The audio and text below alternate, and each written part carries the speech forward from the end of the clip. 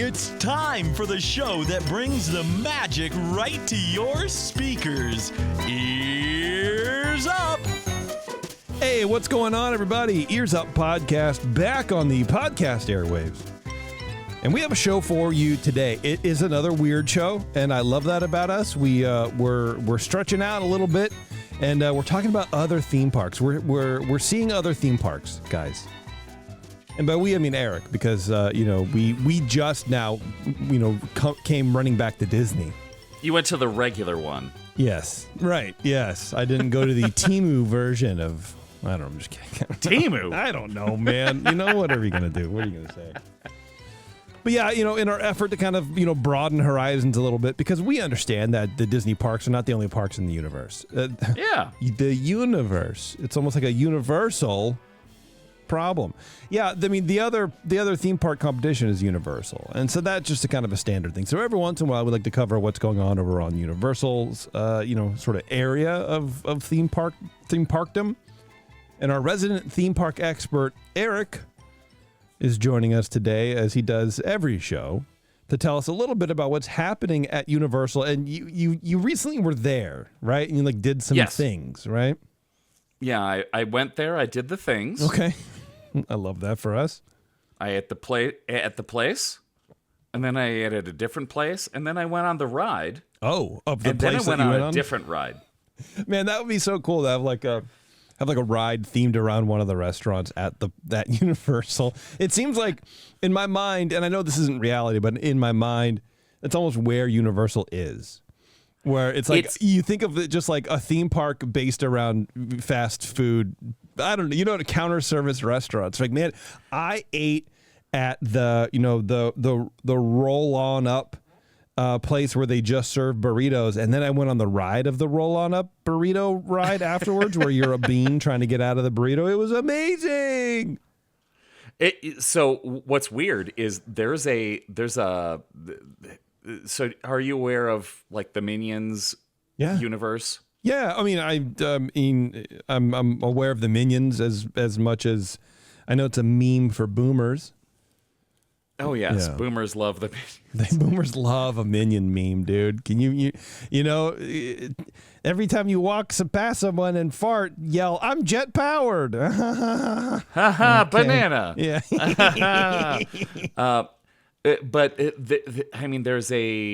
There's like a shooter ride, like in the same vein as like Midway Mania. Except you're standing and you're holding a weird laser rifle. Okay.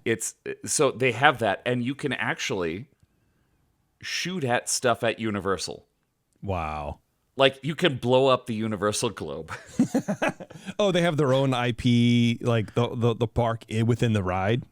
Yeah, that's awesome. It's awesome. That's cool. It was super fun. Universal does seem like a company that doesn't take itself super seriously. Yeah, Disney would never allow this ride to exist. Absolutely not. No, it's like it's almost like Apple TV not allowing the bad guys in their movie. Well, even just movies in general. Apple doesn't let villains use Apple products in any movie, just across like production for years and years and years. You've got to have an old Nokia flip phone. You can't have an iPhone, man, because they don't want their brand associated with sarin gas at a hockey match or something. I don't know, something like super valid and reasonable, not like hacking my Bitcoin wallet, some terrorism thing. But anyway, well, that's cool, man. I'm looking forward to hearing about Hallmark Channel. Yeah, get out of town, Tubi. I don't know. But before we get into that, I do want to give a quick shout out and a thank you to our official travel partner, Concierge. You can go to concierge.com and figure out the best way to get you and your families to the parks, to specifically the Disney parks. They can book other vacations, but they are Disney experts. They have a whole team of Disney experts on hand right now waiting for you. What I imagine is one of those like PBS call-a-thons where the host walks over to the phone bank and there's like 3 tiered rows of people just with phones ringing. There are literally 25 people sitting there right now. Yeah, that's what they're waiting. They're waiting for you guys to call on the internet So go to concierge.com and check them out. We talk about it all the time because they're great. And what they do is they help you. They deliver that extra level of service that you don't get from the Disney parks. And it's not a knock on the Disney parks. They just don't offer these things. But Concierge is there to fill the void. So if you need help navigating the parks, making reservations, making hotel reservations, checking to see if there's cheaper, hotel reservations, figuring out how to get resis to eat, figuring out where to go and how to even plan your trip. Let's say you don't really understand how anything works at Disneyland because of the reservations or whatever. Concierge are there to help. So That's check fair. them out, concierge.com. Is one of those people that cat that's sitting in Taryn's chair? Oh, that's Dottie. Well, Dottie's cute. Hey, let me turn around. Dottie, you're gonna be a star. Oh, he's turning the chair around. If you're watching on the video, you can now see a cat. If you're listening to the podcast, There we go. That's then I'm Dottie. sorry. So I've always been a big proponent of getting animals in pairs. They call me Noah's Ark at the pound. No, because you got to have something of your similar species to play with. That's my thought. You can't have one thing of for one sure. animal, right? But when all my other cats died and we got there she goes, and we got Dottie, we only got one of Dottie. I'm like, okay, that's fine because the other cats there were like bonded pairs, so you had to adopt all the other. I'm like, I don't want to go back to 3 cats. I didn't even want one. Pickle, come here, Pickles. All right. Well, I've been there with that. Yeah, and it doesn't idea. feel good, and especially coming back from this last trip to Disneyland, I just felt really bad for Dottie. I tend to project onto animals, and be like, oh, they're probably wondering who we are or whatever. I don't know. But we came back and I'm like, man, Dottie was probably really bored, man. We got to get her a friend. We've been saying that forever. So we went and adopted another cat who kind of ironically looks a lot like Dottie, same color configuration, but short hair instead of long hair. And she's about a year younger or whatever. And these 2 cats did not get along. It took about 4 or 5 days. And now they're friends and they still they chase each other around, but they're playing more often than not. And it's just really, it's really strange acclimating another cat in because, again, I project and I think I can read Dottie's mind when she looks at me like, why did you bring this thing into here? I'm not good enough for you. What's wrong with me? What? Are you rejecting me? I'm not cool. Am I going somewhere? Should I pack my bags? Well, we're adopting a puppy tomorrow. Oh my God. Didn't a puppy break your leg or something? Your back? Didn't he break your tailbone? No. That just happened naturally. Oh, okay. All right. A puppy. Dang, dude. What kind of puppy? Yeah. So we're going out because we French had to bulldog? What's that? French bulldog? No. Oh, man. No, this is a pit bull Saint Bernard mix. Oh, Jesus. Which is the weirdest mix I've ever heard of. You want to be eaten by your animal, I think, is what you're We've saying. had a mastiff before. He passed away from cancer, and that was years and years ago. But yeah, okay, let's go do it. And this is the first time because my wife, whenever she gets the bug and she's like, I wanna get a new dog. And I usually put up a lot of resistance, and this time, no. Because we had to put one of our dogs to sleep a couple months ago. Yeah. And to your point, it's nice to have 2. Because they play. Yes. And our dog, Ethan, she's fun. She runs around the backyard and she's getting to know the neighborhood and everything. But I think she misses having a dog in the same house because she's just every once in a while she'll lose her mind. And she'll just run around the living room and she'll pick up random toys or random bully sticks and she'll just throw stuff at us. Hell yeah. Hey, get off your ass and play with me. Right. Flip her face and throw stuff at us. I'm like, how many toys do you need? But yeah, she is, I think, bored of not having another dog. Yeah. And you can feel that. You can sense that. So, yeah, we got a cat. Its adopted name was Peaches, but I'm not doing that. So, Alice picked Pickles. And Pickles is great. And it stuck. Yeah. So, there you go. Ours was named River Song, which is the name of Doctor our Who favorite reference? character on Doctor Who. Okay, all right. And we're like, that's a man. That's a man dog. Why did you name him River Song? So we haven't settled on a name yet. We name all of our dogs after Norse gods. Okay. So we think it's going to be Tyr. Like tier TYR. 1, tier 2? Okay. No. But that's but good. yeah, It's exciting. Yeah. For you. So we're going to go do that tomorrow. Nice, man. It'll be great. Yeah, sounds good. Well, in the meantime, Eric, why don't you regale us, tell us, teach us about your recent trip to Universal. This is Universal Orlando?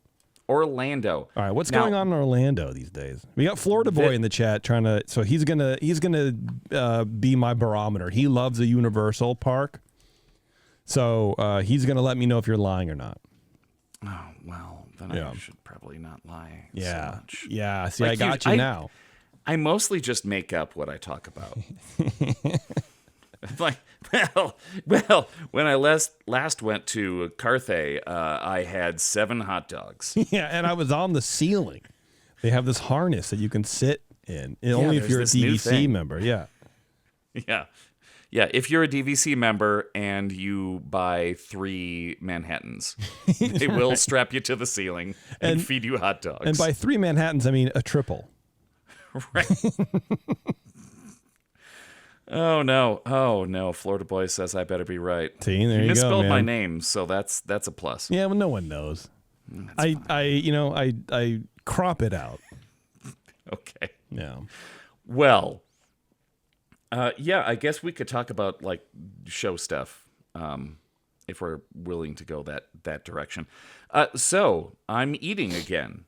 It's me, Eric. Oh, you want your Eric theme is music? I didn't even know it was an eating again thing. See, this is what happens when we I am talking about a restaurant, even though it's not at a Disney park. I don't know what Toothsome is. I have no idea. I don't care. You gotta tell me. You don't have to play the thing. Eric, yeah, you just went like, well, Eric's eating again, so now I have to play it. Here we go. We're playing it, Eric.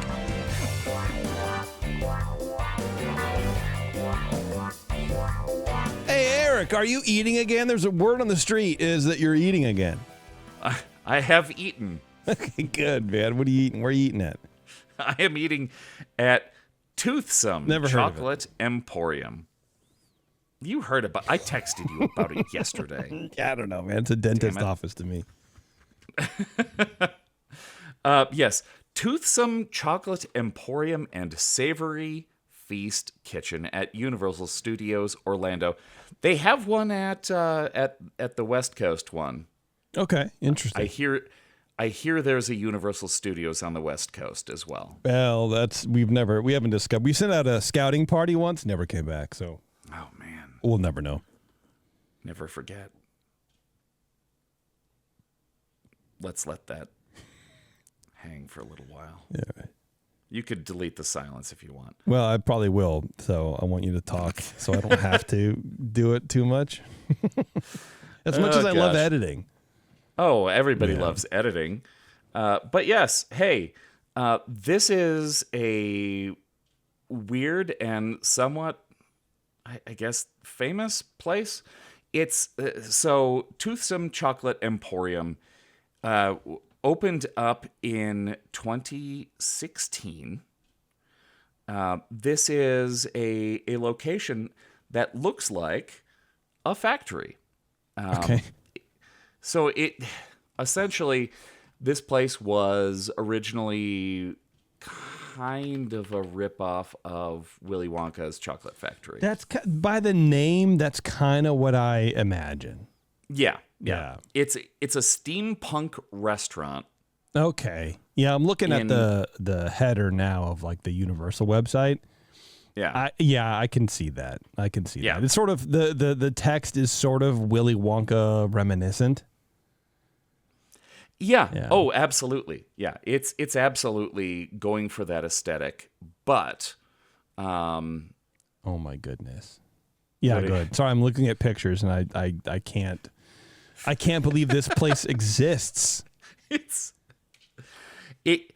So if you've ever been to Universal Orlando, if you're walking in from the parking garage, you're walking into the main area of City Walk.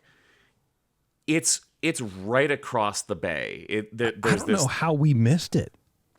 How long has it been open? 2016.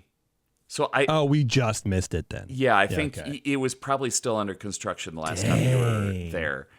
But yeah, it's this big factory-looking place, and it's it's directly across this water that you see when you walk into City Walk. So imagine if you've been to City Walk and you see like the main Universal globe. Yeah. Look to the left a little bit. And there's this giant factory. It's right next to the biggest Hard Rock cafe in the country. Okay. Which looks like the Roman Colosseum, which is another amazing place. Why wouldn't maybe it, I'll man? talk about someday. Yeah. But yeah, it's right next door, and it's this big place that looks like a factory.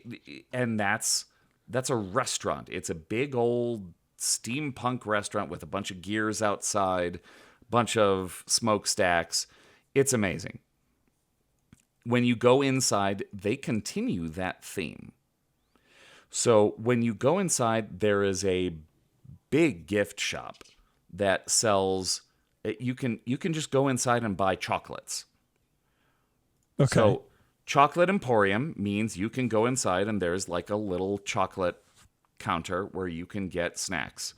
They have prepackaged snacks. You can just go to the counter and like get fresh chocolates. They also sell weird stuff like steampunk goggles and hats. And I love a steampunk goggle, dude. Oh yeah. I got some pictures pulled up here. This is crazy. Good. Yeah, the goggles are my favorite. I'm like, oh, they're really going for it. Yeah, they're leaning into it, but I know like steampunk is sort of, it's had its, ups and downs as far as popularity goes. Yeah. I would never have imagined that someone would be like, you know what we need to do is theme an entire restaurant around it and have it be chocolate. Also. Right. Yeah. It's a full restaurant, and it's not that chocolate themed once you get into it. But let's start out with the weird backstory of the restaurant. Yeah, I love a backstory. See, I usually kind of poo-poo the idea of things having backstories, but restaurants that have them, I think that's fun. It's so amazing. I think that's awesome. So, let's go. My favorite moment was going to the restaurant with some friends of mine back in October, and I started telling them the backstory of the restaurant, and our server came by and she's like, "Oh, I was supposed to tell you the backstory, but you already did it. Good job." My God, that's like a dive bar vibe, We're yeah. I should have done that, but you did it. You're good. And it's smelling of menthols that she just popped in the parking lot 5 minutes ago. Well, so the narrative of this restaurant centers on Professor Dr. Penelope Tebow Tinker Toothsome. No. She's a world traveler. No, dude. Dude, it gets more. It can't be. Okay, go ahead. Let's go. She's a world traveler and an inventor with a passion for chocolate. She created a robot named Jacques, and they have traveled the world looking for the best chocolate around. When they came back to London, Penelope discovered that her parents missed her. And they embarked on a separate journey To join her on her adventures, they left a note stating that they will search for her wherever chocolate can be found. So they were determined to share. So you mean to tell me she discovered that her parents loved her? Okay, like, oh, my parents. She came back to her home and they were gone trying to find her. She has not seen her parents in many years. Oh God! And then it's the saddest, weirdest.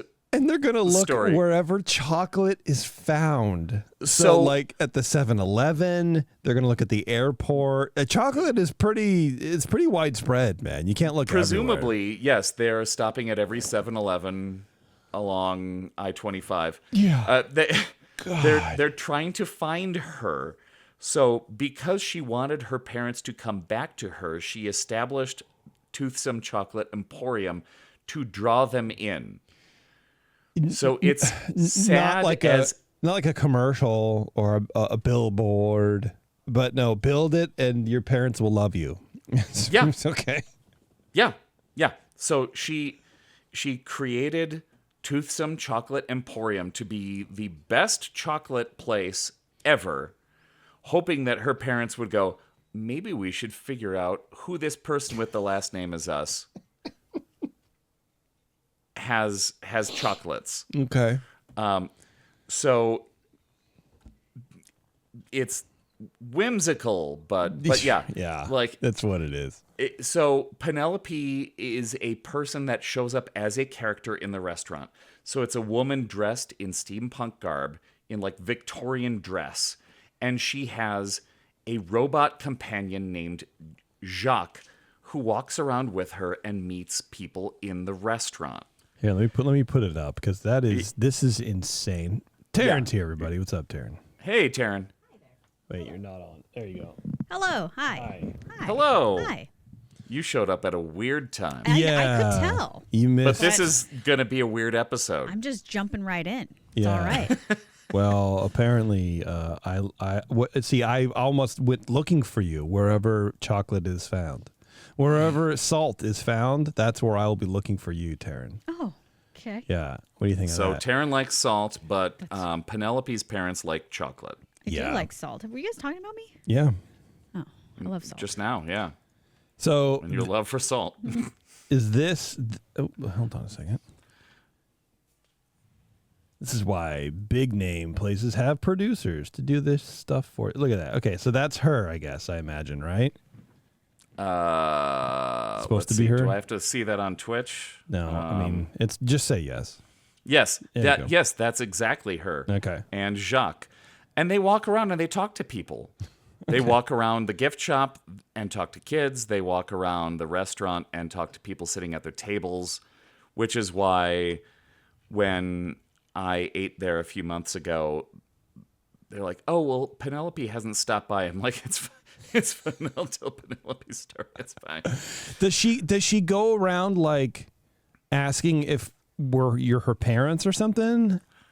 No, which would be more devastating. Yeah, right. Here's a better picture. So Penelope, she's dressed up, mid 1800s garb.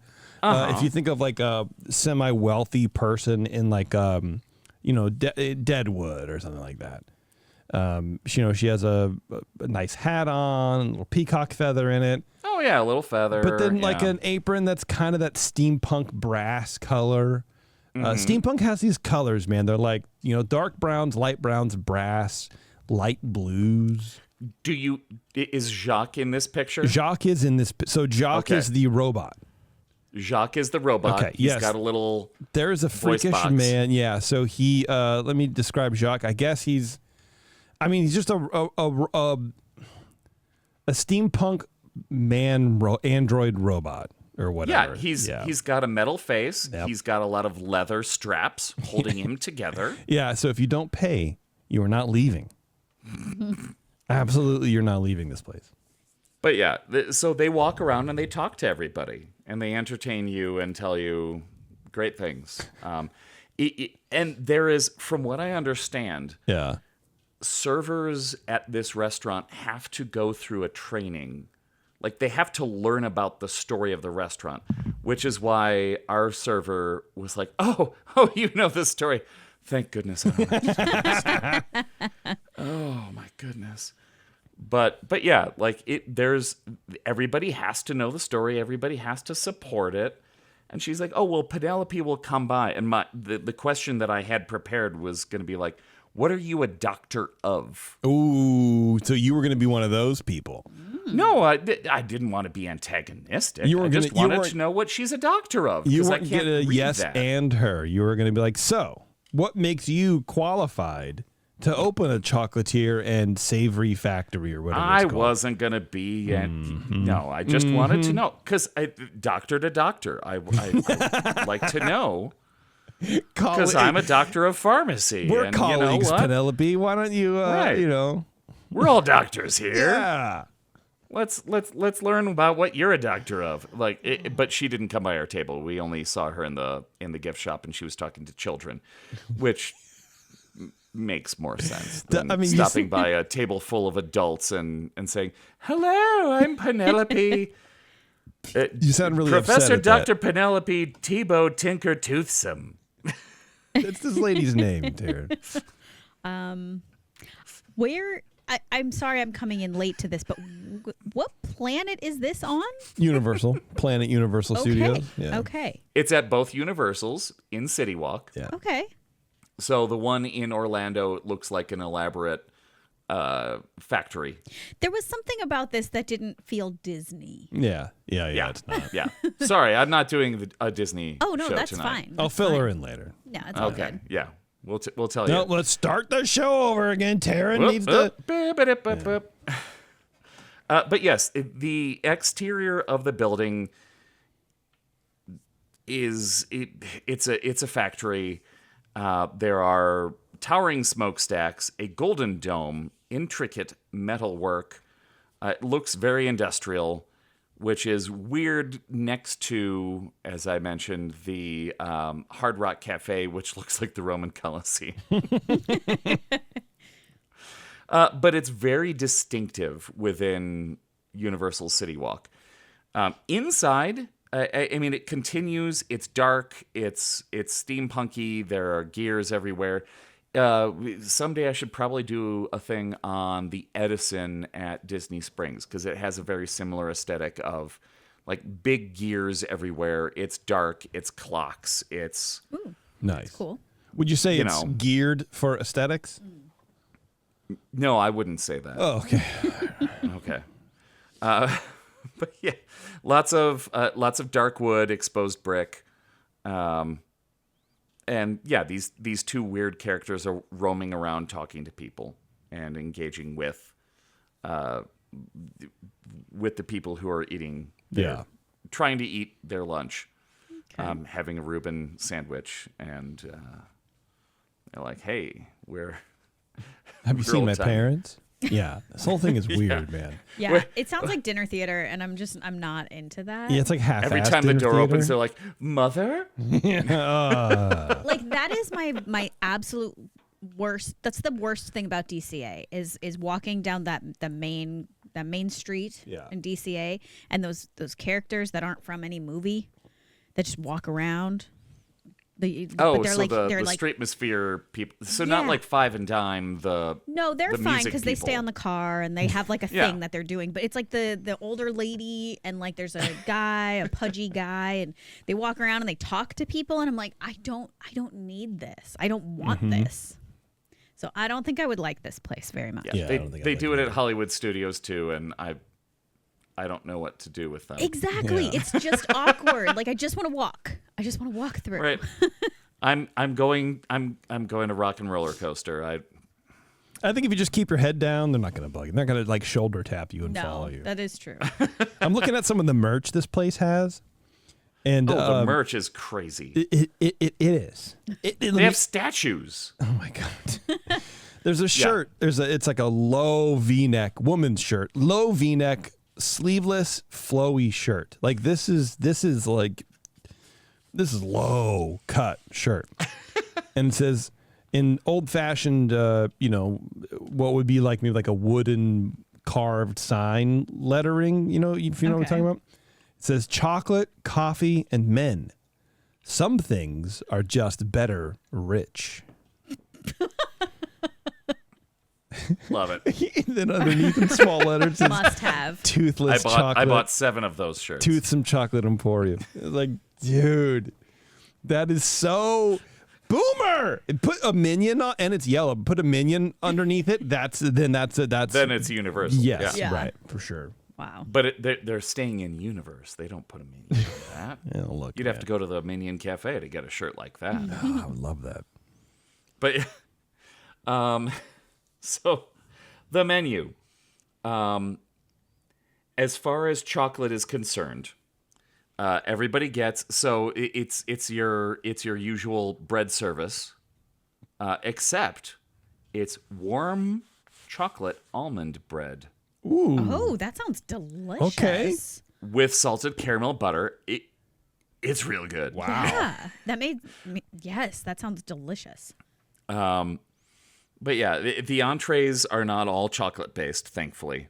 But that's that. I mean, it's kind of like starting your lunch or dinner with dessert. Okay. The bread is fantastic. I really loved the bread. But yeah, the rest of the food menu is just regular stuff. Okay. I had a Reuben sandwich. It was good. Okay. It's what you would expect at a place like that, where it's salty, it's buttery, it's It's gonna give you a little tasty. tummy ache later. Yeah, maybe. But yeah, like it's regular food. It's Applebee's. Yeah, a lot of the ratings I've seen online, it's okay. It's like 3 stars. It's not great. The food wasn't amazing. Nobody was like, "This is the best food I've ever had," because I was there with like 6 people, and nobody was that excited about the food. The food was fine. The alcohol menu, the cocktails is where they really go berserk. So you've got the Cell AZ85, which is apparently a reference to Al Capone's cell in Alcatraz, which doesn't fit the theme at all. Why? That's I very see random. that face you're making. Yeah, And Brandy made the same face. We're gonna do this cocktail that's at least 40 to 75 years into the future of what we're even doing here. Oh yeah, and it's rye whiskey, Templeton, which is a good rye whiskey. Sure. Yeah. Vermouth, pineapple juice, lemon juice. What? It's a lot. Yeah, that's weird. And I mean, why is this referencing Al Capone? And The pineapple juice is throwing me. oh yeah. To further this whole thing, that's the only reference to a criminal on the entire drink menu. Like, why? Dude. Why is that on there? yeah, it's almost like they were going in another direction. Yeah. When they opened the place, but they didn't update the details of the cocktail menu. It's like, this one slipped by. Like, what if it was a 1940s speakeasy kind of thing, and then everything was like, yeah, see, what can I get as specials today, or mahi mahi, see, Yeah. and they just didn't The have a rest- chance to change it. Yeah. I don't. There's this guy. He's called Al Capone. He's an up and comer. There's a chocolate cherry mule, which is chocolate vodka, brandied cherry, ginger beer, chocolate bitters. Maybe. Maybe. Not even maybe. I don't think I dude. would order it, but I would want to try somebody else's. Yeah, right. There you Right, go. right. How about the chocolate coffee banana, which is banana rum, Galliano liqueur, which isn't that like an anise flavored liqueur? Chocolate, soy milk, chocolate bitters.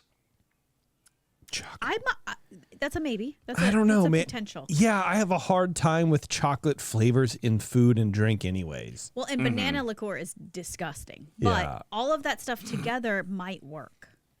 I have a tough time with it. It's like yeah, a I don't know. banoffee pie. Yeah. That's what I'm imagining, and I feel like it might be okay. Yeah. I think there are some flavors that have a hard time transcending sweets. You know, chocolate is one of those. Like, I think, it can kind of work, I guess, in some things, but I haven't had anything that really is like, what really, really will elevate this? Chocolate. I will say On they're my very steak. they are creative with their drinks. I've never heard of drinks like these.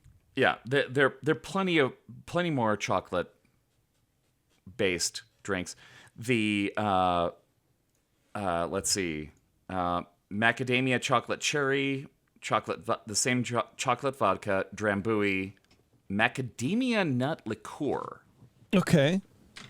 All right. I don't know that I've ever had. Let's see. So what I had was the High Fashion, which is Old Forester 86, which is a great whiskey. Brandied cherry chocolate bitters. And it was pretty good. Yeah. That's not bad. Yeah, chocolate bitters are fine. I have some chocolate bitters I use every once in a while. Yeah. Let's see. Mocha Old Fashioned.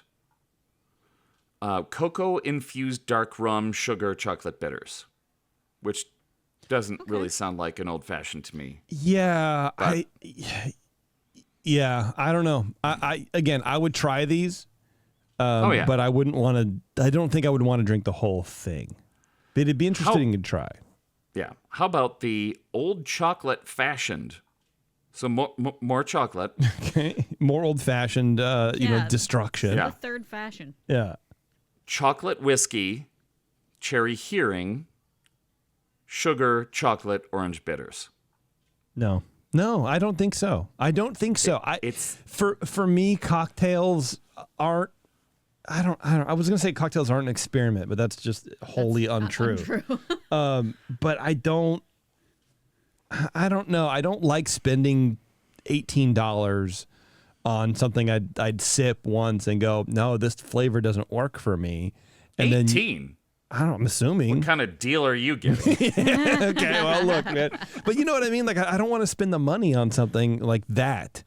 And then now I have to drink it when I don't enjoy it. I don't want to do that. I'm right with you. I will say my cocktail choices lately with prices being so high on cocktails have changed to, okay, this sounds familiar and like not a risk. Right. Well, those are my beer choices too, but I think that's also why we get so many remakes and stuff like that. Or it's like it's the safe bet because everybody's hoarding a penny or two. Sure. Yeah. They have how about the other drink that I know I had there? Because I had two drinks when I went there. The other is the very old fashioned. Oh my God, dude. Which is They're obsessed. Bull's Geneva, Angostura bitters. Okay, so that's normal. Period. Not chocolatey at all. No Okay, chocolate. that's fine. That sounds normal. Apparently, it was fine. I found online they have a root beer old fashioned. Whoa, that sounds actually kind of good. I don't know what's in it, but it's a root beer old fashioned. Well, it's probably the root beer whiskey. Old Forester bourbon, root beer schnapps, bourbon barrel bitters, Reagan's No. 6 orange bitters. Yeah. Sounds good. That's not too bad. Yeah. I don't know. I guess I'd go for that. Yeah. That's probably what I would get. Not all of the cocktails are chocolate based. That's good. A significant amount of them are. Okay. There's a 2 chocolate stout.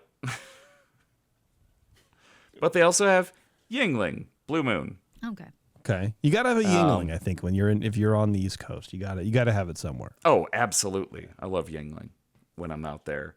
And I've had plenty of people tell me, like, that's just regular beer. I'm like, well, I can't drink it at home. It's good. Yeah. It tastes good, man.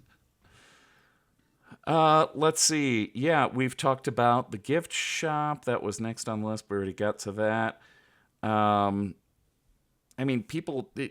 People seem to like the food well enough. And yeah, it's just a weird, it's a Universal owned IP. So like they've made their own thing that they can have at both of the parks here. And that's good. I wonder if it's going well enough for them to consider doing a ride on it or some other experience. I can imagine not. because it's from not what I built hear, up really well. From what I heard, the Minions ride I was telling you about earlier, yeah. they made it too early. Like they finished it too early for Toothsome to be in it significantly, even though it goes out into City Walk and you can blow up the Universal Globe and all that stuff. But yeah, like I don't know. Maybe they'll continue to do more. It's weird to have a restaurant with a theme at a Universal park. I bet. Like you expect that a little bit more with Disney. Yeah, for sure. I mean, I like it. I like. Yeah.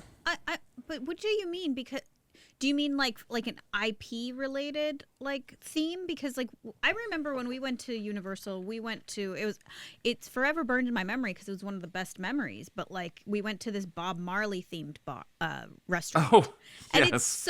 it was so good. It was so fun, and it fit the weather. So I'm just curious, I guess, because that's my only experience really. But what do you mean by like you're not used to seeing like the themed restaurants at Universal? Well, I mean, I guess I'm thinking like an original IP. Okay. Like they've got it. They've got the Today Show Cafe. Of course they do. At Universal. My mom would love it. They've got a Minions Cafe. Like but those are all in the park. Oh, whereas in City Walk, like, okay, Bob Marley, A Tribute to Freedom. Yeah, so good. It's good. It's weird to see Bob Marley. It is weird to see. That's why we hung out there so long. We got two rounds of wings. They were so good. Nice. And I told you when I was there a couple months ago, I told you about the Bourbon Street themed place that had a speakeasy. Uh-huh. Yeah. Like that was cool. But to have something that is so immersive and themed. Okay. Because like the Bob Marley place it's not like they don't have like an animatronic of Bob Marley. Yeah, No. it's not themed necessarily like this true. is. This has a whole backstory to it. Yeah, that is Right. This has a different. person in a robot costume walking around. Like Right, like yeah, this is imagine Bob Marley walking around. Hey man. You know what the thing I some think you're random thinking dude on with a is? dreads wig. Yeah, this is just this isn't something that even Disney does most of the time, unless you're in the parks. Like they don't have. This is akin to a princess walking around and saying hello. Yeah, but you don't know who these people are. But what I don't understand about it is that it doesn't make sense. It doesn't even. It's not even that. Do they make chocolate? Is it like a chocolate place? Do they make chocolate? Is it a chocolatier? Are they dipping truffles? Are they, you know what I mean, barring chocolate? Are they doing anything like that? They do have like, I mean, it's a candy shop, and it's kind of like Disney where you can see them making stuff, or at least they insinuate they're making stuff. It's not quite the same as Disneyland or Walt Disney World, where you can see on Main Street they are making candy canes, for example. You don't see that, but they insinuate that with the like steampunk aesthetic. Right, right. It's a factory, and they've got relatively fresh chocolates, but I mean, they've got milkshakes. They're big into milkshakes. There's a whole bunch of different. That's cool. Like, I guess so far from the aesthetics, I mean, everything is light grays and browns and tan, and it doesn't look pleasing to me to want to be in that environment at all, especially if the food is kind of subpar or par, I guess. Nothing, I would say par is good. Okay, nothing to me is drawing me in to go to that, and like just leaning into.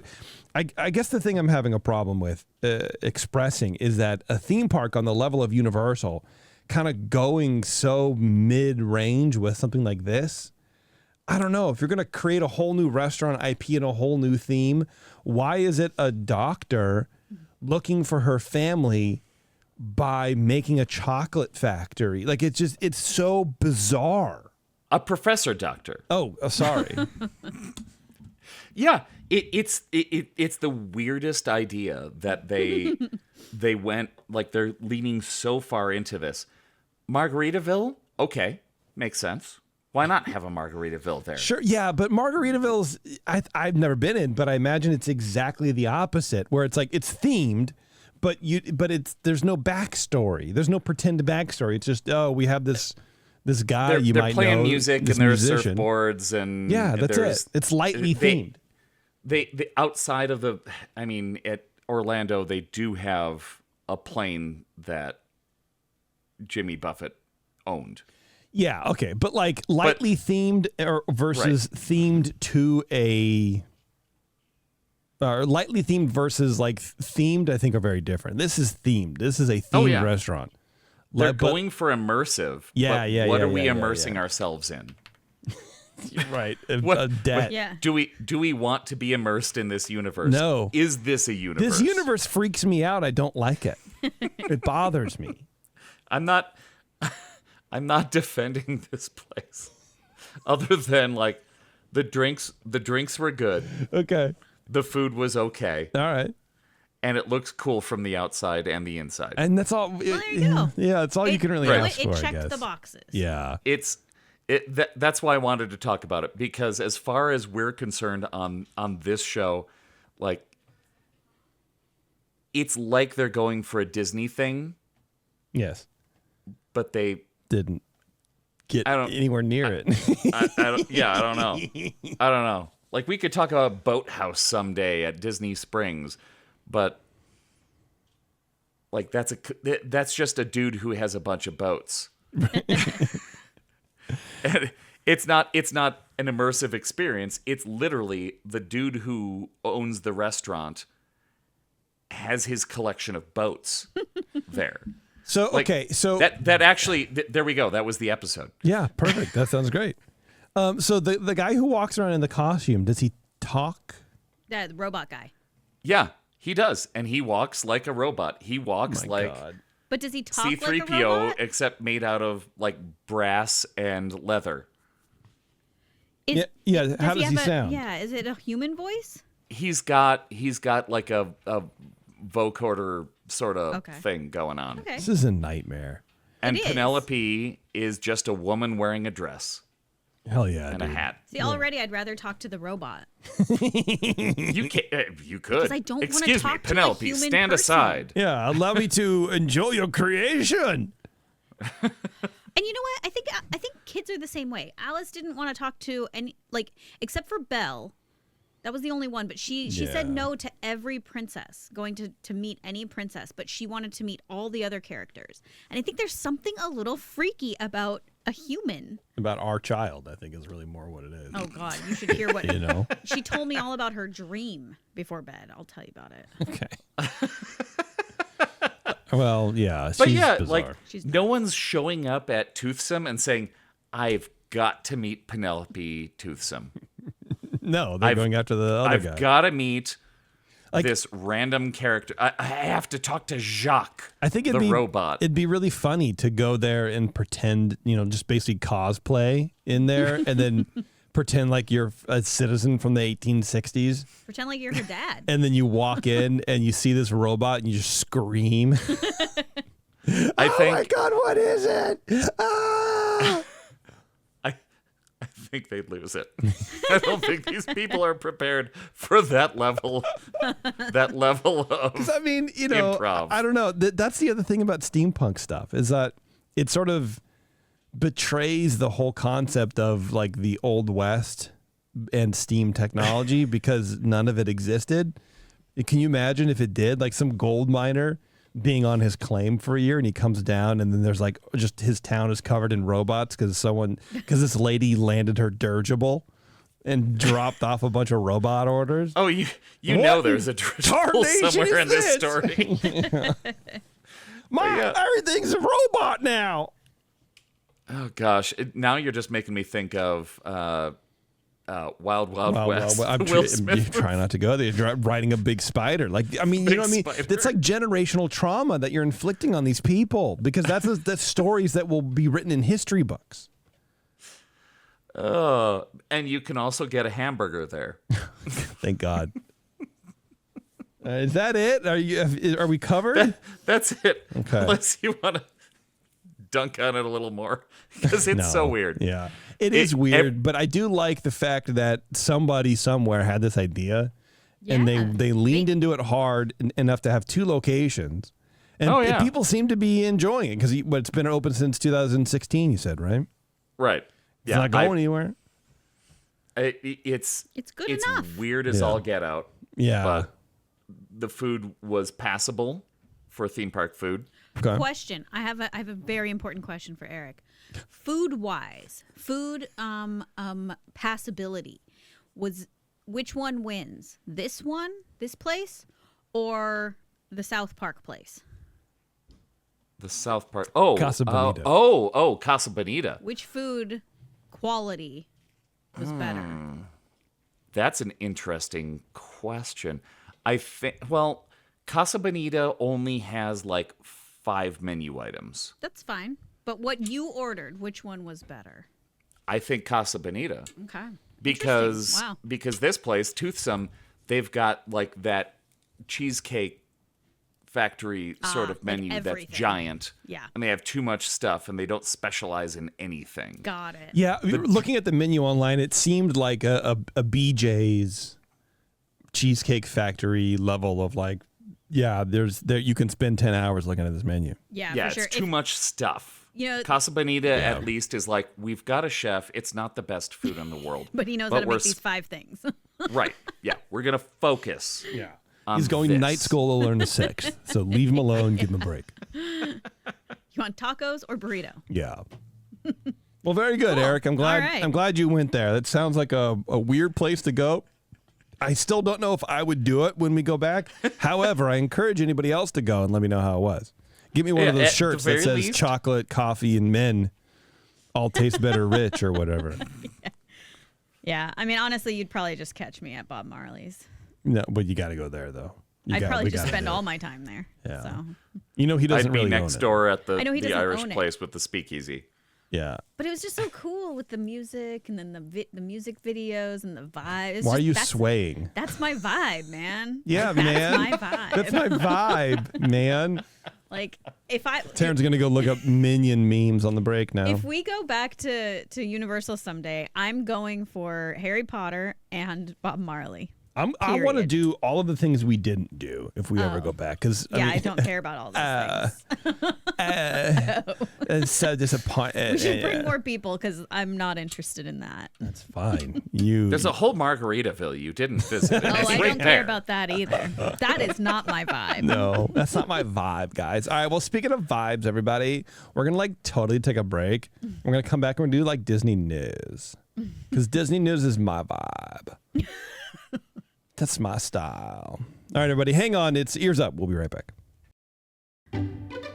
Back to Ears Up, where the opinions never stop. Ever. All right, thanks for sticking around, everybody. We got some lovely... Oh, you're welcome. Oh, yeah. Well, you have to. Well, actually, you don't have to. You don't have anything else to do. Actually, if you left, you'd have to go do chores. Probably. It's only 10 o'clock. Yeah. I know Brandy keeps you working until 1, 2, 3 in the morning sometimes. As she should. She deserves it. You know what I'm trying to say? Let's see. We got that already. All right. Before we get to the news, everybody. Summer is here, basically. You know what I mean? And the 21st Amendment Brewery has the perfect lineup to keep you cool and refreshed all summer long. Hell or High Watermelon is coming back, the ultimate summer classic, brewed with real watermelon juice. It's crisp, juicy, and ready for sun-soaked adventures. Or you have El Sully Lime, their award-winning Mexican-style lager with a bright citrus twist. Smooth, refreshing, and made for warm days and cool nights. And to celebrate 25 years of brewing freedom, we bring you, and by we I mean the 21st Amendment, because us at Ears Up had nothing to do with it. We do not brew beer. I mean, I do, but you know what I mean? We didn't make this beer, I guess is what I'm trying to say. Not this one. No, Sully would never. Can you imagine? Hey, JP, why don't you come up and just make this beer? I'm going to take a break. I'm like, but there's like 50 million hectoliters of beer to make. What are you talking about? And Sully'd be like, no, you got it. I need to go on a run. And then I'm surprised he leave me hasn't alone. asked you to just make a few batches. There's work there. I trust you, but don't I need training? No. Do I need a hard hat? No. Do I need boots? No. Gloves? Absolutely not. Anyway, whatever. Here's a mash pedal. Yeah. Get to work. Barely, yeah. So 21st Amendment brings you the 25th anniversary IPA, which I have not had yet. And we were just there last Sunday, and I forgot to give it a try. So next time we go back, I'll give it a shot again. But it's a bold West Coast IPA packed with classic and modern hops, bursting with pine, citrus, and a touch of tropical fruit, which sounds delicious. I mean, if you get a good mix of those two, they can be incredible. And if Sully knows one thing, it's how to blend hops together to make this sort of like, I don't know. My favorite IPAs are sort of like almost retro when you got the piney, citrusy thing, Mm-hmm. And then you got the modern tropical side as well. If you can blend those two things together, you're all over it, man. So whether you're just kicking back on the beach, firing up the grill, or just raising a toast to summer, they have got the perfect beer for the moment. Find 21st Amendment beers at your favorite store, bar, or brewery tap room, because summer deserves great beer. And so do you. Not only just summer, but Autumn, Amber, Jennifer, any other ladies that any other men that you know too. You guys all deserve great beer. That's a joke. True. Sorry, Sully. That was a good one. I had to say it. I'm drinking the 21st Amendment lager right now. I had it was their pale ale. No, I don't know what it was. But it tasted like bitter American, and I was really excited because that's my favorite beer that they stopped making. Yeah, I know. Sully hates it when you bring it up. I know. Yeah. Why? Because I don't know. He's much more than a man who brewed bitter American once. Well, I know. He does lots of great beers, but I did really like it. March in the past, present, and future with all the news that's fit to cover. It's the EarzUp Disney News. All right, we got a lot of news to cover, and originally I was going to cover, there's like some Marvel news to talk about, but then I started digging into news even more. Oh, no. And there's a lot, man. There's a lot to talk about. I don't know if we're going to get to it all tonight. I might just save a bunch of this for the secret show, which I don't know when we're going to record. Not tonight, but maybe in a couple days, something like that. Sure, not tonight is perfect. Not tonight is perfect, yeah. Sounds great. Yeah, not tonight is the best timeline you could ever have on anything like that. You know what I mean? So we're going to talk a little bit about what's happening. And, we might as well just jump into it. Snow White was released this weekend, everybody. Ooh, woohoo. And, yeah, things are not going well. I have several news stories to read with Snow White. So it might sound a little complicated or convoluted. So work with me a little bit on it and, bear with me. I have a lot to get through about Snow White. And I'm going to try to stay as positive as possible because I haven't seen the movie.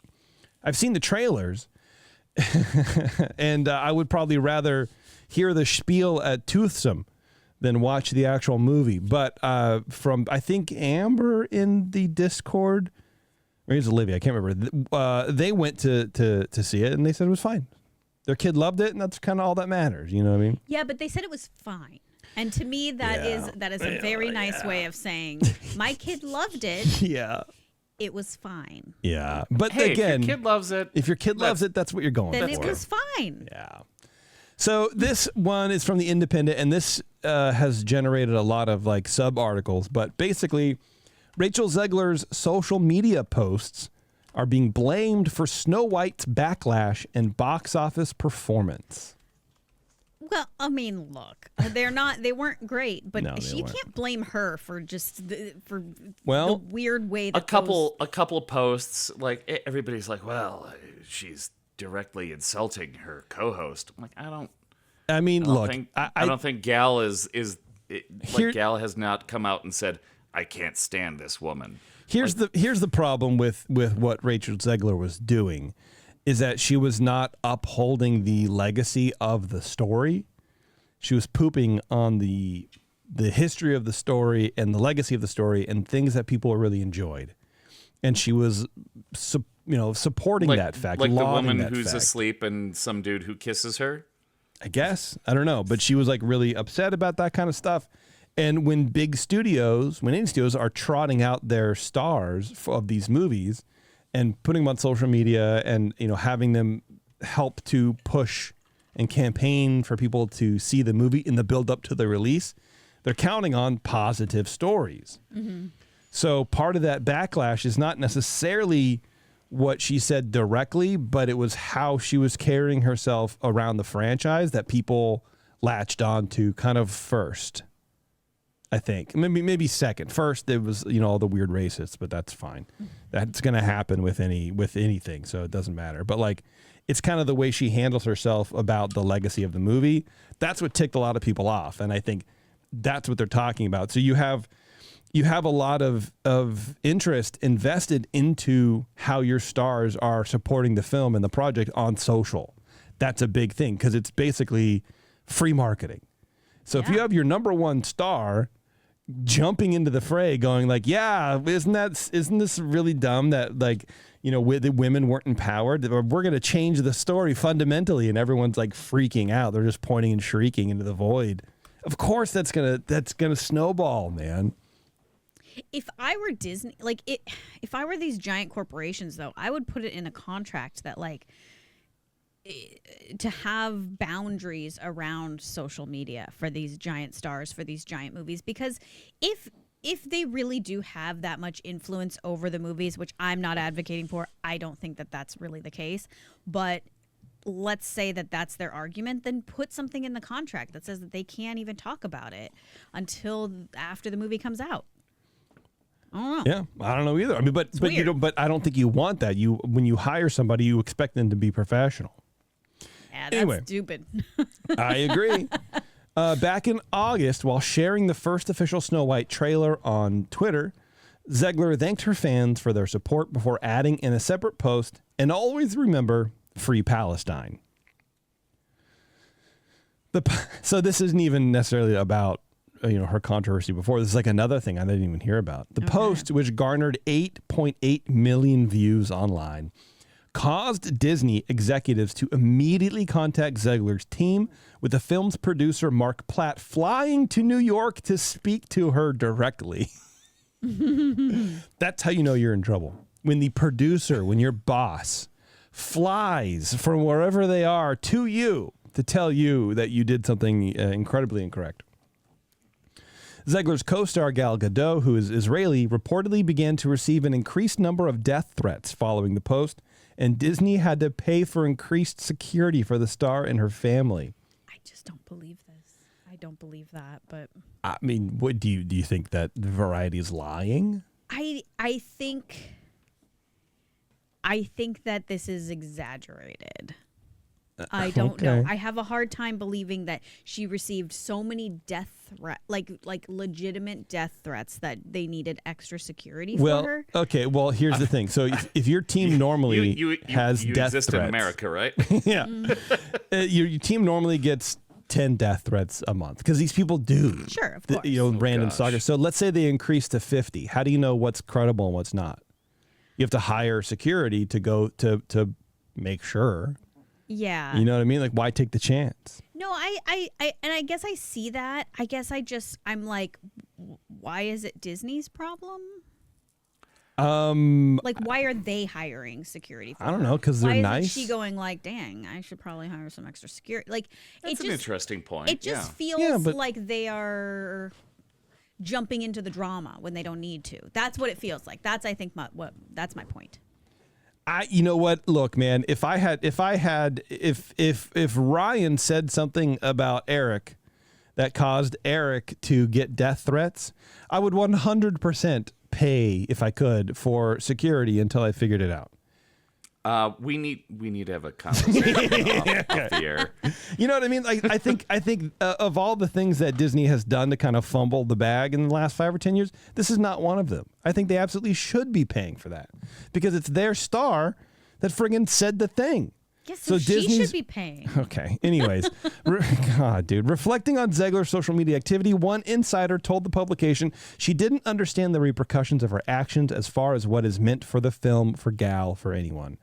3 months later, following the results of the presidential election, Zegler shared a post that read, F Donald Trump, and may Trump supporters never know peace. Platt reportedly pulled Zegler aside and explained she was signaling to a substantial chunk of America that the forthcoming Disney film was not for them. After some discussion, the star agreed to work with a social media specialist paid for by Disney who approved all posts leading up to the film's release date.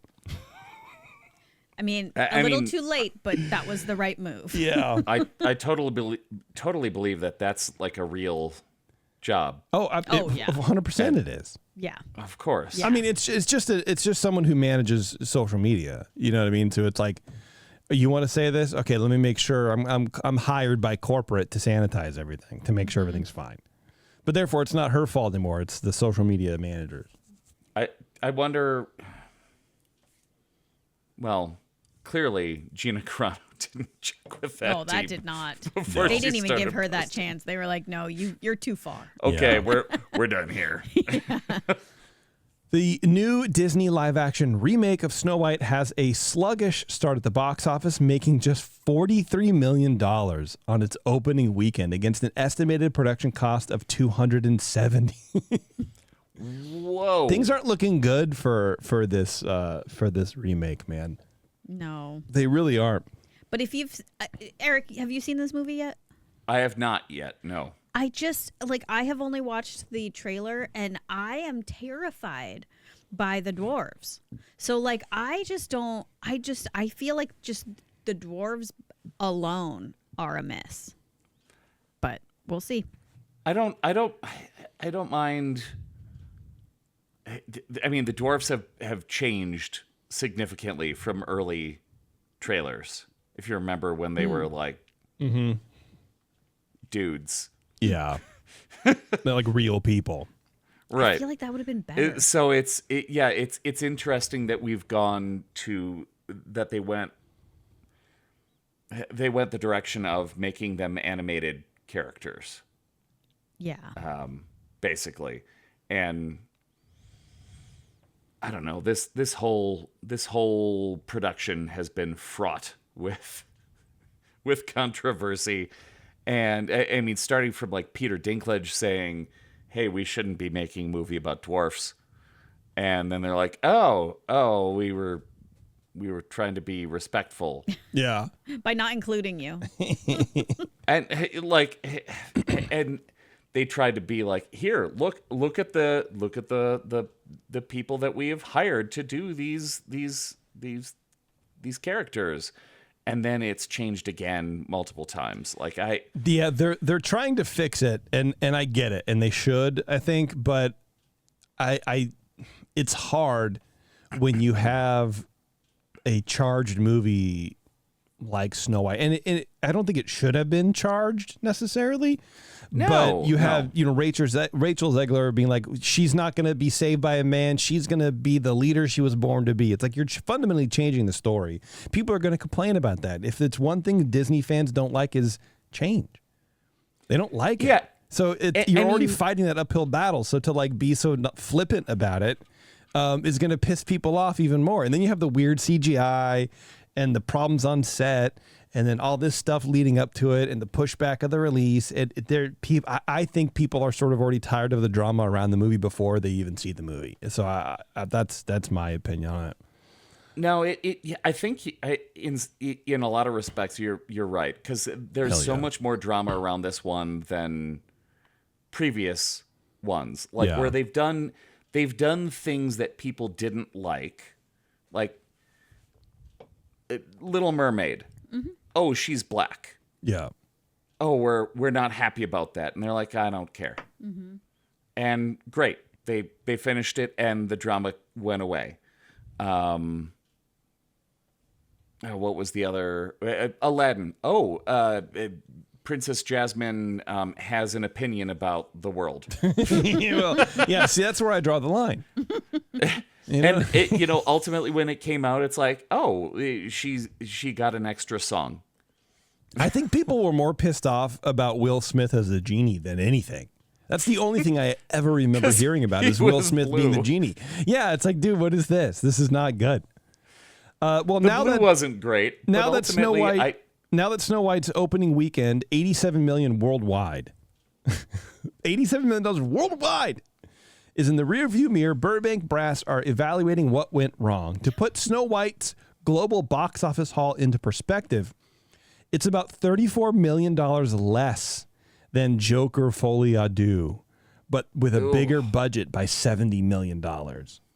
What is Joker Folie à Deux? The Joker 2 with Lady Gaga and Joaquin Phoenix. Why are they comparing it to that? Like, is there a Because it was a Because it was flop. It was a stinker. Nobody liked it. Oh, okay. Yeah, okay. It was terrible. And it did worse. It did worse. This is not her fault, though. But it's not her fault. But I'm saying I think her actions have contributed towards it. Yes, for sure. Help. Yeah, but she can't be blamed for the whole thing. Agreed. I mean, they're trying to remake so people have been complaining about the live action movies for so long, and then they made their original, like the original animated movie. Mm-hmm. No one else made an animated movie before Snow White, and they're remaking it as a live action, and people have not been excited about the live action movies for a long time. No, absolutely. Even though they make money, and this is, I think, it's on track to be the worst of them.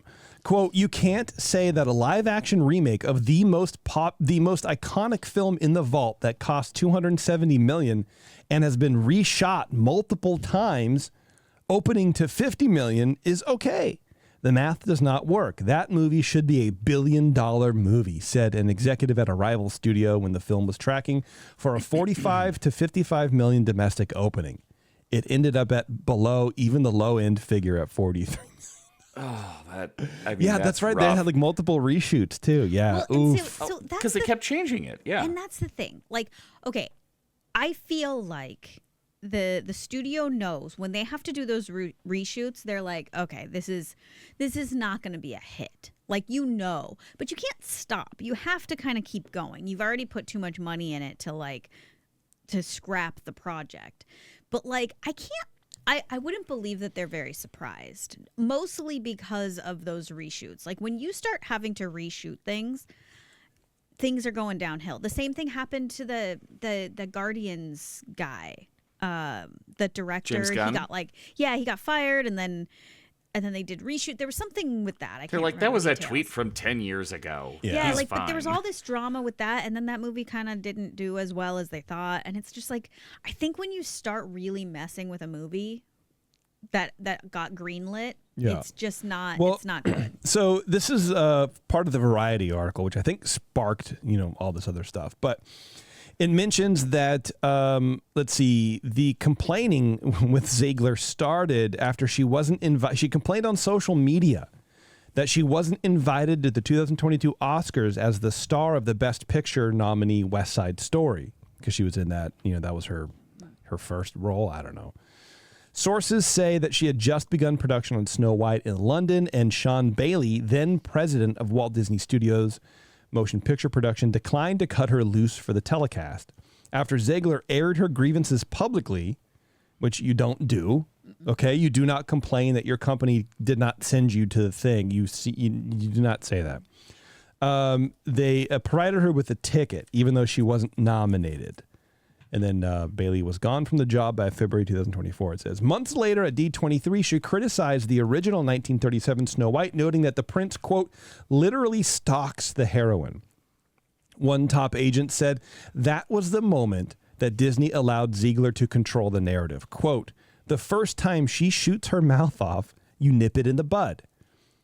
Instead, the studio said nothing, and purists began to revolt. So I think that was the problem. She said, oh my God, really? Like, all that kind of stuff that Jeremy and I beat to death on that show. Disney didn't say anything to push back or to rein her in. So she probably felt emboldened to say whatever she wanted to say. And then, the snowball increased and people were done with it. They say all press is good press, but in Snow White's case, they were unabashedly wrong, says box office analyst Jeff Bach too much negative controversy surrounding this film for years. This is what we were just saying.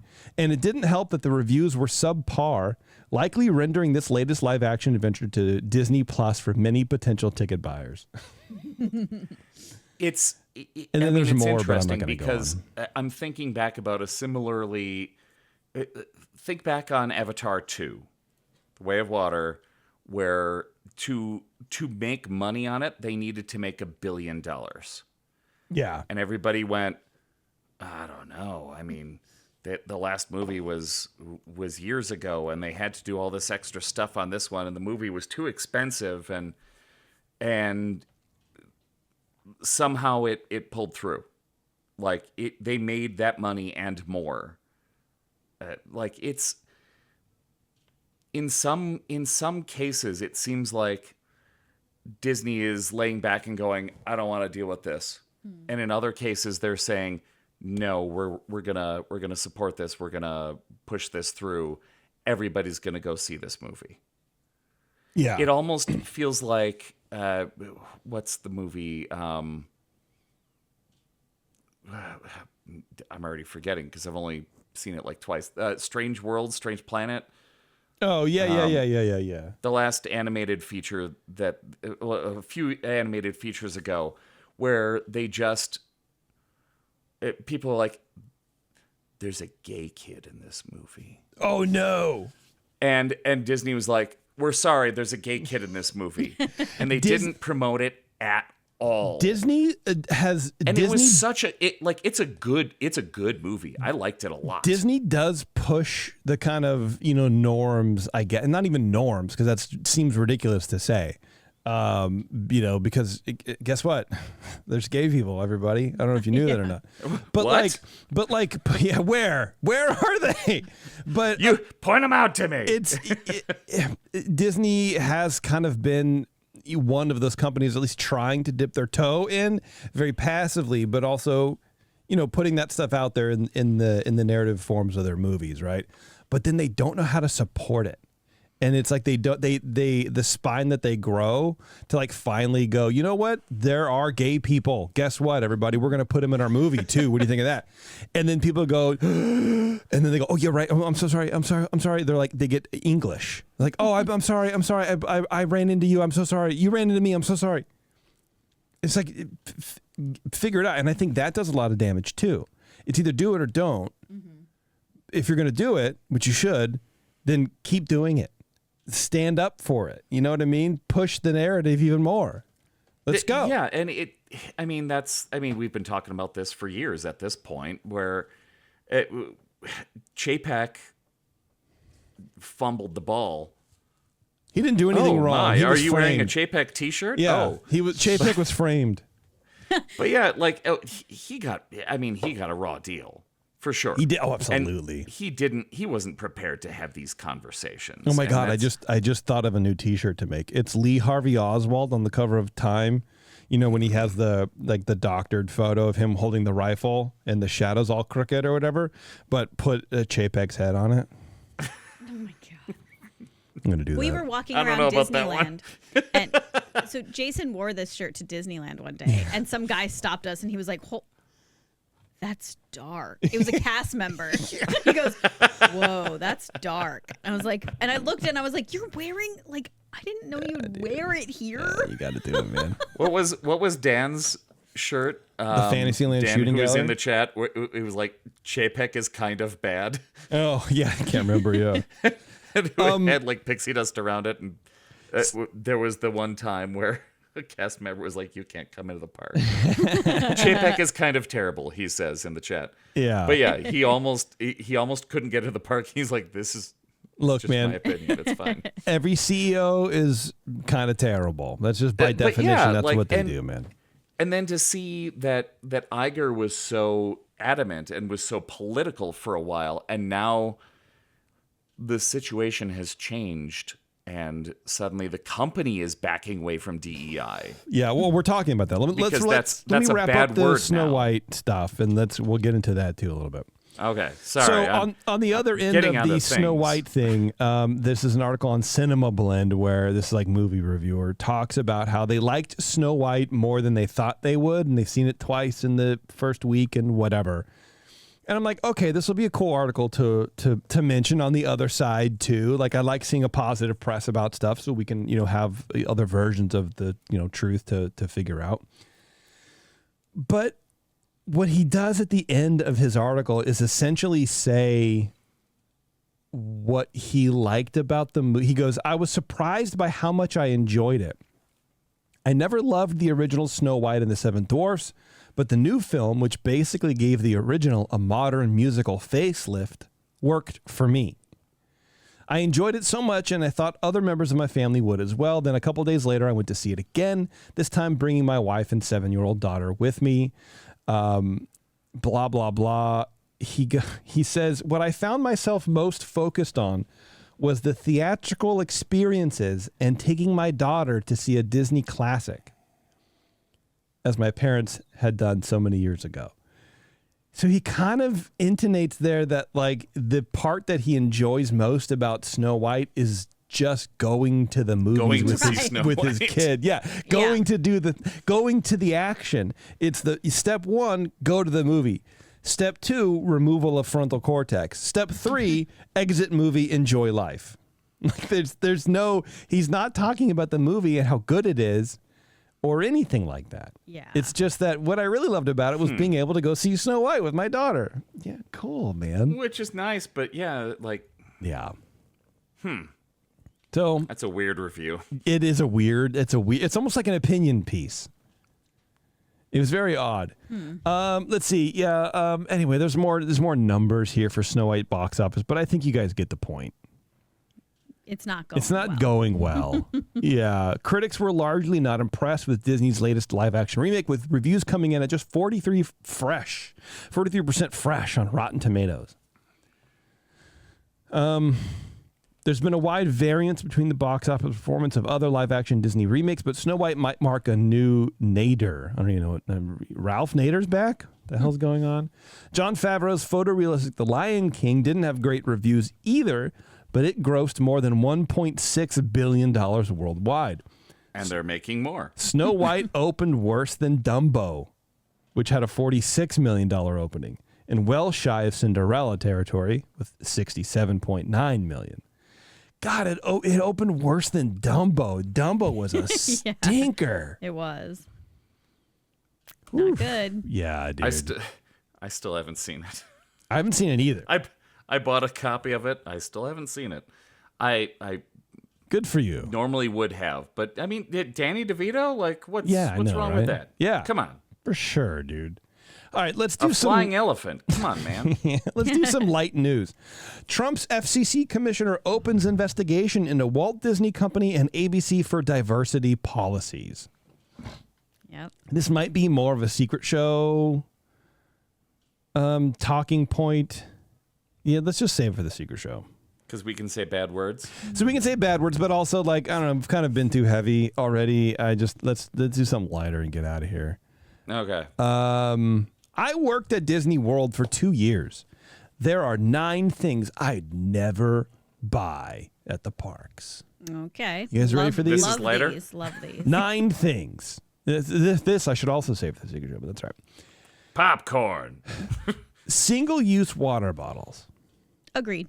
Sure, of course. I don't like buying those. Plan ahead. Bring your water bottle. They allow it. But here's the thing. This is the problem with articles like this. They're obvious. They're all so obvious. They are to us, but I wonder if it's obvious. I mean, we used to buy water bottles there. Because we would forget ours. Right. Because the drinking water sucks there. It absolutely is trash, and I think they do it on purpose, so you buy the good water. No, Anaheim Disneyland and LA or just has Disney bad World? water. Disneyland. Who goes to Disney World? Come on, dude. Disney. I'm just saying, Florida water, sulfur. Yeah, so also bad. It's worse water. It's way worse water. Let's see. This is a weird article because nothing's like numbered, so it's all written kind of weird. There are water fountains located around Disney World property, so I usually bring a reusable tumbler. Yeah, it's called a water bottle. It's called a friggin' thermos, a reusable tumbler. God. Most tumblers, you just throw them away. I know, yeah. Done. Give me my single-use Stanley, please. Popcorn buckets are supposed to help you save, but they don't if you keep buying them. Nobody's buying them to save money. I know. No, they're buying them because they look cool. Right. There are You want the new collectible There thing. are always so many to choose from, and some Disney fans collect them. Personally, I don't understand the draw. Rude. Yeah, great, dude. Dan, if you're still listening, this sounds like one of our clickbaity nonsense articles. Yeah. Let's see. This article is formatted really horribly. So I can't figure out if I'm going to hit them all. But Spirit jerseys feel outrageously expensive to me. I think they're ugly. But then you know what? I'll be honest with you. You almost got one. I almost got one. Well, I didn't almost get one, but I looked at them because ultimately they're baggy and you kind of get that sort of terry cloth feel on the inside. And I was like, okay, maybe I can be in my Spirit jersey era. But God, I would have ultimately, loved it if you got one because you have been they were $80. dragging There's no them way I'm going to get that, forever dude. on No. this show. Here's another one. I don't really get why people like the Disney themed Crocs. First of all, now she's Andy friggin' Rooney. She's you. That's not Some even peop- something that they sell. Do Some they sell people Crocs at the park? some people like shoes on their feet. I like shoes where they belong, on my hands. Why is it that Disneyland wants to sell you shoes on your feet that remind you of things that you put on your hands? I just don't get it. Call me come on, man. I don't know who Andy Rooney is. Not Andy Rooney. Is it Andy Rooney? Who am I thinking of? I don't know. Not Andy Rooney. The guy who used to just do the weird like monologues and complain about a bunch of stuff. Is it Andy Rooney? Jerry I think Seinfeld? that's Andy Rooney. Andy Rooney. Okay. I'm thinking of Mickey Rooney. I'm going, no, that's not Mickey. Okay, it's Andy. No, yeah. not Mickey Rooney. Andy Rooney. We'll figure it out later. Mickey Rooney is a national treasure. Yeah, that's right. The world. Okay, let's see. Oh, yeah, here's this article that I pulled up that just made me almost vomit. The 54 best shows on Disney Plus right now. 54? It was written by Disney. This was written by Bob Iger. No, this was written by an AI. Dude, I know, right? That Bob Iger Chat pressed the button GPT, on. act as if you were Bob Iger and you were writing an article for Wired magazine to talk about how many good shows there were on Disney Plus. The 54. There are 54. 54. best. Like, I already can't trust the article because of the sheer amount of things. Right. 54 best implies that there are others that are also very good. Right. Can you But these imagine are the if, 54 best ones. Can you imagine if you are if your show, like say you were an actor and your show was on Disney Plus but not on this list? I'd be pissed. We're like, wait a minute, what do you mean? Charlie Cox is like, come on! The new season of Daredevil is great. There's so many Star Wars stuff on here. 54 of them. Apparently. Renegade Nell, Dinosaurs, that old dinosaurs That's on there? show. I Yeah, love it's on that Disney show. Plus. Oh, that show. Oh, my that show God. is so good. Behind the Attraction, Loki, that's good. Daredevil, the original. Ahsoka, that's nice. The Wonder Years, Secret Invasion, a lot of Marvel, a lot of Star Secret Wars. Invasion. Come on. Yeah, I don't know, man. Do you remember the episode of Dinosaurs that was surprised? No. When I started rewatching that show a while back, Yeah. I could not believe that they had an assisted suicide episode. They did? The Jesus, grandma dude. I do dinosaur remember that. wanted to die. Yeah. Oh my God. No, that Sounds show And like that my was grandma. like season 1. Dude, that show was wild. It was so good. Yeah, I'm not into that. Okay, I'll tell you what. Let's do what we're talking about is the Avengers Doomsday cast, and then we'll get out of here. We'll save everything else for the secret show. We can play some more clips of stuff. Because I do have some good things coming up. I have a lot of good tabs open, so it'll be fun to see if my computer decides to not shut down until yeah. Anyway, whatever. That might be the first time anyone in history has ever said, I have a lot of good tabs open. Yeah, maybe. I don't know, man.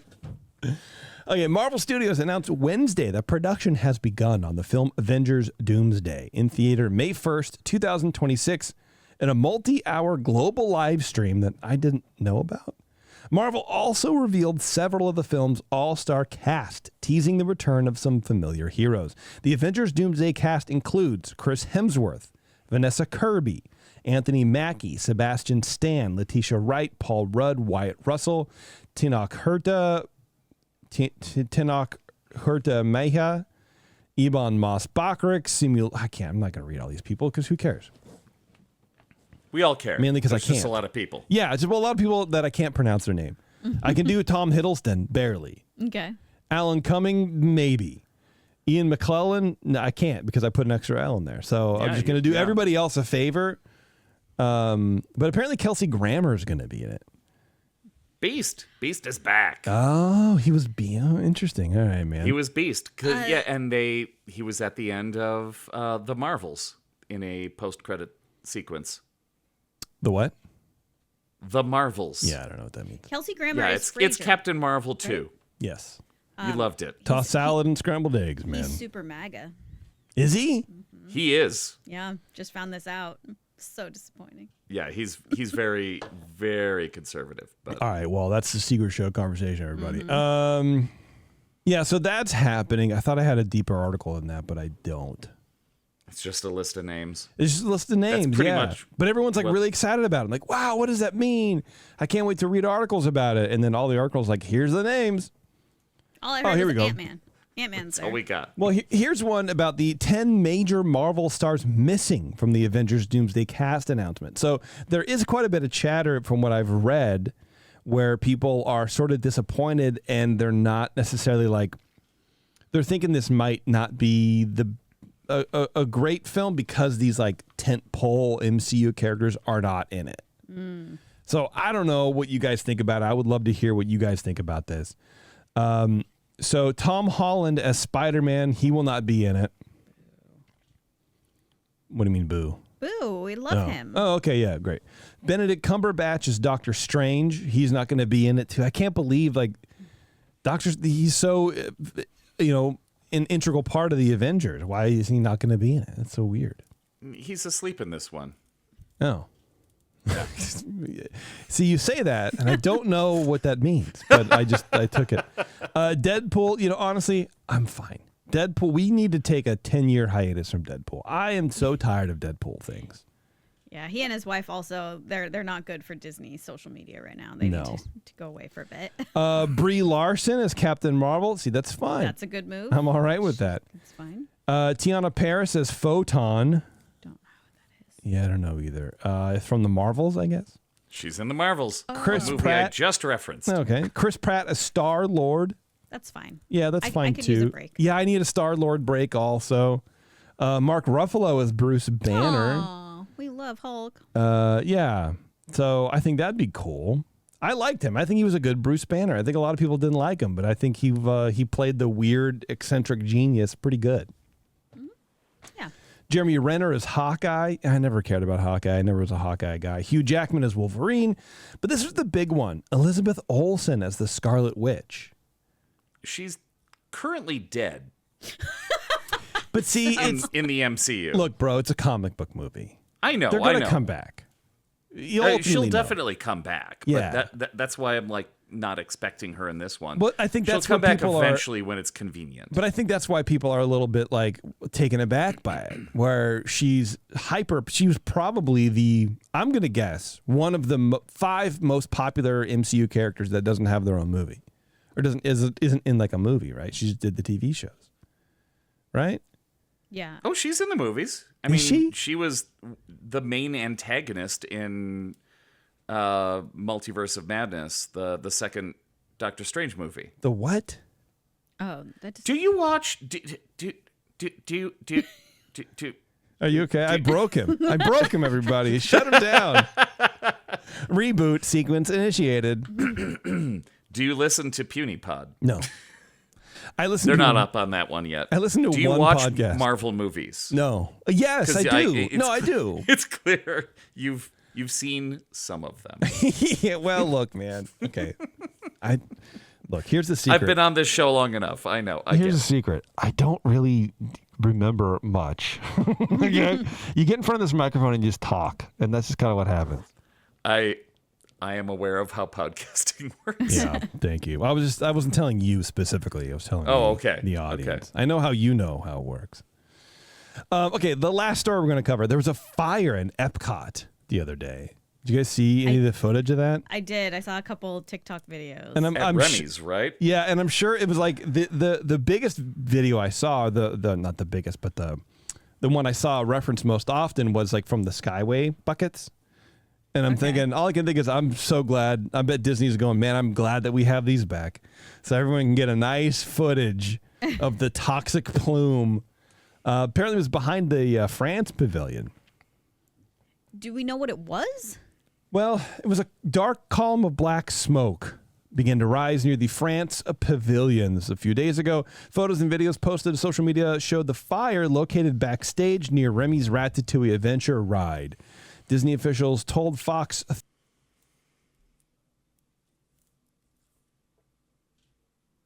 random French person who tried to get a cigarette from one of the cast members in backstage because cast members, I don't know, whatever. The fire happened backstage. They don't really know. I'm sorry. They do know. A walk-in cooler. The Disney official told Fox 35 on Saturday that a walk-in cooler backstage caught fire. The good news, no one was hurt in the fire. Well, that's good. Yeah. Jeez. Damn, a walk-in cooler. Yeah, that's like a couldn't handle the spicy French food. big fire. Yeah, dude. Wow. That's it. Nothing burned Mr. down. Key's Nothing lighting happened. Up the chat with his emojis here. But it was like shoot. it was a very big black plume. It looked bad. Didn't look like it was like even indoors, honestly. I know, right? So, well, good. I'm glad that Epcot still exists. Yeah. I mean, the French pavilion could go. That's fine. Put the Greek pavilion in there now. They have champagne. Yeah, but put the Greek pavilion in there. Who cares, dude? You get sparkling wine somewhere else. You know what I mean? It's not worth it. We need the Greek pavilion. All right, everybody. Thanks a lot for tuning in. I do appreciate the support of the show. If you want to support the show, if you don't currently yet, you can go to patreon.com/EarzUp, or you can go to the website. We have everything there. It's EarzUp-podcast.com. We have links to our Etsy page to buy some cool T-shirts and stuff like that. And you can find all the lowdown on the Patreon page and stuff like that. Erik, thank you very much once more for diving into Toothsome, a Marvel Universe MCU crossover event. That's me. That's you. Perfect. All right, everybody, we are getting out of here. For you Patreon supporters, we are going to be hitting up a secret show here in a couple of days. Date unknown. But don't worry, we will put in Patreon for you as well. So be sure to check the Discord for any show announcements. If you want to join us live, you're always welcome to. If anybody else wants to watch these shows live, you go to twitch.tv/EarzUp, and you can follow our little channel, and you'll get an email notification whenever we go live. So you can go ahead and jump in the chat room with all the people there, like Mr. P spamming emojis over and over and over again, which is what you do. That's basically what it is. That's his deal. Yeah. Yeah. That's his deal. That's what he does. Yeah. All right, everybody. Thanks a lot for tuning in. And until next time, we'll see you in the parks.